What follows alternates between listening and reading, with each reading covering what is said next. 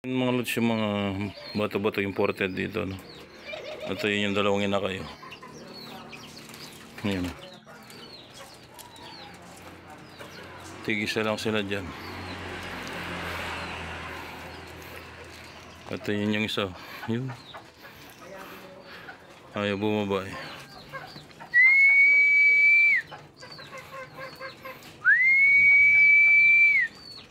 Para mabidyoan natin yung itlog niya. Ay, sisiw.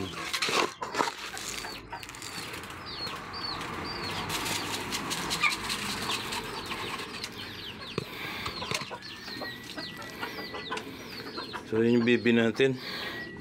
Nakapalit ng isang lalaking bonsai na nando sa ilalim ng kubo. Kila RB din natin na pinalit. Ayan. So ang nadala niyang bibi nangingiklog na. So ayan.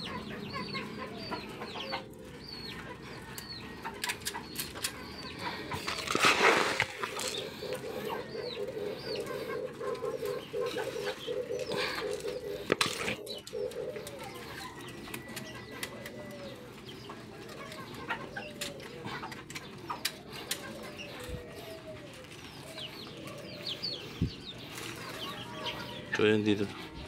Kainin natin itong nakabata nating panabong.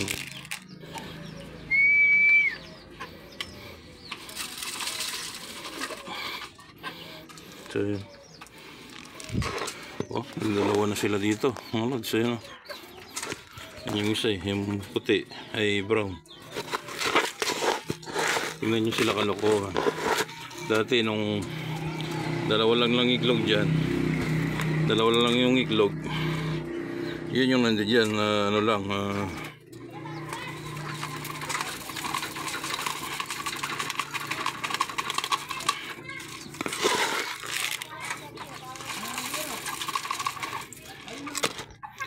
ito lang brown ang naglilimlim, dalawang napulot ko dyan na gumugulong.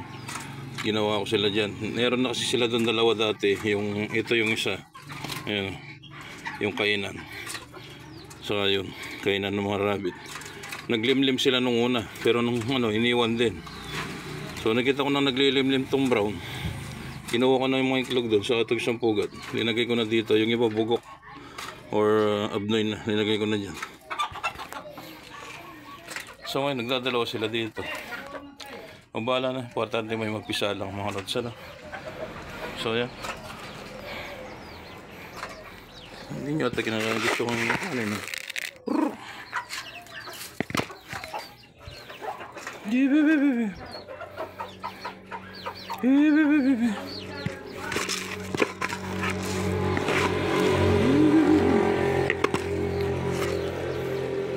Enjoy lang pa sa atin yung bibi mga lods. So yan.